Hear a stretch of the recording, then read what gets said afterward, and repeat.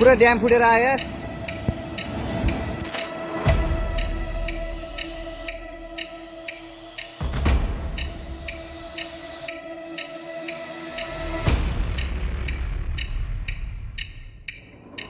नेपाल में कुदरत ने ऐसी तबाही मचाई है कि तस्वीरें देखकर किसी की भी रूह कांप जाए।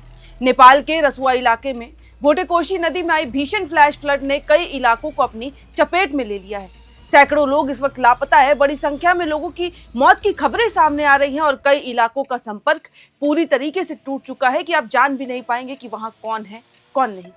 लेकिन इस आपदा का असर सिर्फ नेपाल तक सीमित नहीं है। नेपाल की बाढ़ को लेकर अब भारत में भी हाई अलर्ट जारी कर दिया गया है और भारत में भी खास तौर पर उत्तर प्रदेश और बिहार में गंडक, नारायणी और कोसी जैसी नदियों के जल स्तर पर लगातार अब नजर रखी जा रही है। सरकारी आंकड़ों के मुताबिक नेपाल में आई इस भीषण बाढ़ में अब तक 157 शव बरामद किए जा चुके हैं। सोचिए 157 शव, वो भी इतने कम समय में, जबकि बड़ी संख्या में लोग अभी भी लापता बताए जा रहे हैं। करीबन 800 से ज्यादा लोग बताए जा रहे हैं कि वो लापता है। और इसमें भी सबसे ज्यादा चिंता की बात पता है क्या है? वो ये है कि इस आपदा में 384 टूरिस्ट भी संपर्क विहीन बताए जा रहे हैं, जिनमें 139 भारतीय नागरिक थे। इसके अलावा 37 भारतीय मूल के एनआरआई टूरिस्ट भी लापता हो गए हैं, उनकी भी जानकारियां सामने आ रही हैं। बाढ़ और लैंडस्लाइड ने अब नेपाल में इंफ्रास्ट्रक्चर को भी भारी नुकसान पहुंचा दिया है। सरकारी आंकड़ों के अनुसार 35 पुल और यहां तक कि 45 सस्पेंशन ब्रिज जो है वो बाढ़ के साथ बह गए और इस वजह से अब कई इलाकों का संपर्क पूरी तरीके से बाधित हो गया है। वहीं करीब 13 जल विद्युत परियोजनाओं को भी नुकसान पहुंचा है और कई वाहन तेज पानी में बहते नजर आए। नेपाल सेना ने प्रभावित इलाकों में रेस्क्यू ऑपरेशन चलाकर 250 से ज्यादा लोगों को सुरक्षित निकाल लिया है। लेकिन अब सवाल यह है कि आखिरकार नेपाल में अचानक इतनी बड़ी तबाही हुई तो हुई कैसे? एकदम से फ्लैश फ्लड कैसे आया? अब अमेरिकी जियोलॉजिकल सर्वे यानी कि यूएसजीएस के मुताबिक नेपाल तिब्बत सीमा के पास एक जबरदस्त लैंडस्लाइड हुआ। अब इस लैंडस्लाइड से ऐसा सिस्मिक सिग्नल पैदा हुआ जो करीब 5.2 यानी कि 5.2 तीव्रता वाले भूकंप के बराबर था और माना जा रहा है कि इस घटना में ग्लेशियर का एक बड़ा हिस्सा ढह गया। इसके बाद भारी मात्रा में बर्फ, चट्टान, मलबा और पानी लंदन खोला नाम की एक सहायक नदी में आ गया। यानी यही पानी आगे भोटेकोशी नदी में पहुंचा और देखते ही देखते इलाके में विनाशकारी फ्लैश फ्लड आ गया। नेपाल सरकार के मुताबिक बाढ़ में बरामद शव नेपाल के चीन से लेकर सीमावर्ती इलाकों से लेकर भारत की सीमा से सटे क्षेत्रों तक मिले हैं और चितवन की नारायणी नदी से सबसे ज्यादा 64 शव जो है वो बरामद किए गए। इसके अलावा नवलपरासी से 22, गोरखा से 19, धादिंग से 27, नुवाकोट से 11 और तनहू से 9 शव बरामद किए गए हैं। वहीं स्थानीय लोगों के साथ साथ नेपाल के सुरक्षा बलों के जवान भी लापता बताए जा रहे हैं। नेपाल पुलिस के 26, नेपाली सेना के 22 और सशस्त्र प्रहरी बल के 13 जवानों की भी लापता होने की खबर सामने आ रही है।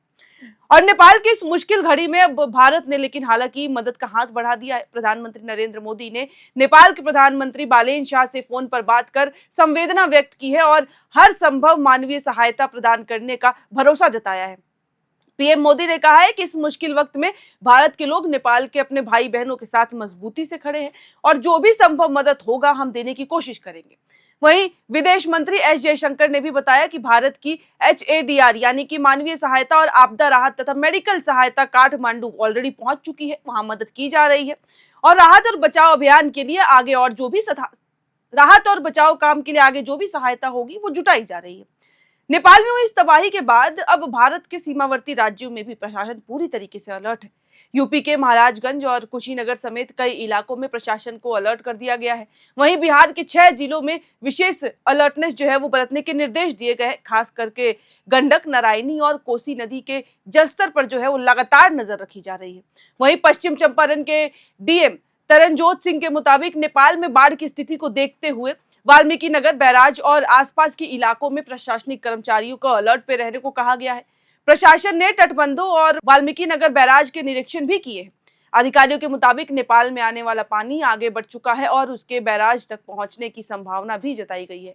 हालांकि फिलहाल उम्मीद है कि जलस्तर खतरे के निशान से नीचे ही रहे, उससे ऊपर ना बढ़े, लेकिन फिर भी नदी किनारे रहने वाले लोगों को अलर्ट रहने को कहा गया है और उनको यहाँ तक के आदेश दिए गए हैं कि अगर आप खाली कर सकते हैं तो खाली करें। लेकिन अब नेपाल के साथ साथ तिब्बत में भी इस आपदा का असर देखने को मिला। चीनी मीडिया के मुताबिक बाढ़ की वजह से गिरोंग काउंटी का जो गिरोंग बंदरगाह है वो भी प्रभावित हुआ है। उसके अलावा शिगात्से क्षेत्र में सड़कें, संचार व्यवस्था और बिजली की लाइनें पूरी तरीके से टूट चुकी हैं। ड्रोन फुटेज में कई जगहों पर इमारतें मलबों में वो दबी नजर आई। बचाव अभियान के लिए चाइना ने 601 बचाव कर्मी और 113 वाहनों को तैनात कर दिया है। खोजी कुत्तों और जरूरी बचाव इक्विपमेंट्स की भी मदद ली जा रही है। यानी कि नेपाल से लेकर तिब्बत और फिर भारत के जितने भी बॉर्डर के इलाके हैं वो सब प्रभावित हो गए हैं और ये जो नेचुरल डिजास्टर आया है वो साफ नजर आता है। फिलहाल सबसे बड़ी चुनौती उन लोगों तक पहुंचना है जो अभी भी लापता है। नेपाल में राहत और बचाव अभियान जारी है। भारत में भी स्थिति लगातार उस पर नजर बनाई जा रही है और बिहार, उत्तर प्रदेश में प्रशासन किसी भी संभावित स्थिति से निपटने के लिए अलर्ट है, पूरी तरीके से तैयार है और जो भी इक्विपमेंट्स है वो रेडी किए बैठी है, क्योंकि हालात ऐसे हैं कि कभी भी कुछ भी हो सकता है। फिलहाल नेपाल में जो ये इतना बड़ा नेचुरल डिजास्टर हुआ है जिसकी वजह से लोगों की जान माल भी प्रभावित हुए हैं, उसके लिए भारत की ओर से पूरी वो मदद पहुंचाई जा रही है। लेकिन आगे क्या कुछ होता है, अपडेट्स जो भी आएंगे इस पूरे मामले में वो हम आप तक पहुंचाते रहेंगे। इस वीडियो में फिलहाल इतना ही। कैमरे के पीछे मौजूद है मेरे सहयोगी स्वाति और ऐसी और तमाम खबरों के लिए मैं कहूंगी नेपाल से जुड़ी हर खबरों के लिए आप देखते रहें air now. FRP pressure vessels are made using fiber reinforced plastic, a powerful combination of high strength glass fibers and corrosion resistant resin. At Duraplast, we manufacture these vessels using advanced filament winding technology. Layer by layer, resin coated glass fibers are precisely wound over a rotating mold, creating a structure that is lightweight, high strength, and built to handle pressure. The result? Superior corrosion resistance, longer lifespan, lower maintenance costs for industries that demand performance without compromise. For customized FRP pressure vessel solutions,